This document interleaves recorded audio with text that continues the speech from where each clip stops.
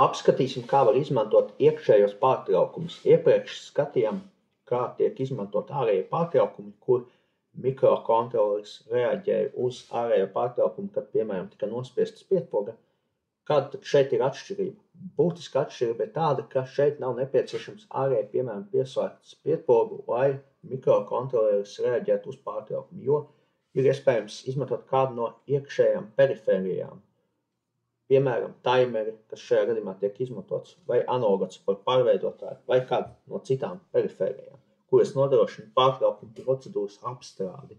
Šajā gadījumā tiek izmantots taimer 1, tātad šis pārtraukums, kurā tiek pārslēgts gaismas diodes stāvoklis, lai to varētu izmantot. Sākumā, protams, tiek inicializēts taimeris, tiek norādīta vērtība salīdzināšanai attiecīgi, pie kuras tad tiek attiestatīta arī šī vērtība. Tātad tas nozīmē, pie kuras notiks tātad šis pārslēgšanās process.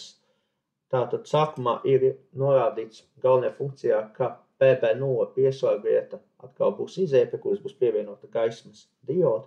Tālāk tiks inicializēts tātad taimeris, izsaucot inicializētas funkciju. Tas nozīmē, šo visu programmas kodu mēs principā varējām arī rakstīt šeit.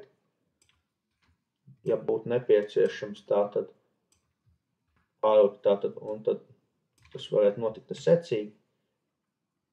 Bet idejiski tātad tam varbūt arī atsevišķa funkcija. Tālāk, tad, kad taimeris ir inicializēts, tad tiek atļauti pārtraukumi globālie, jeb iespējoti tie, un sākas tātad pārtraukuma procedūras apstrāde, kad nostrādā šis iekšējais pārtraukums. Apskatīsim, kā tas strādā. Tātad šeit ir vienkāršs elektriskais slēgums, izmantojot mikrokontroleri AT-328P. Pie PB0 pieslēgvietas ir pievienota dzeltenas krāsas gaismas diode un strāva ierobežojušs rezistors, un ir iespējami iekšējie šie pārtraukumi, izmantojot taimer 1. Apskatīsim tātad, kā tad tas darbojas. Tātad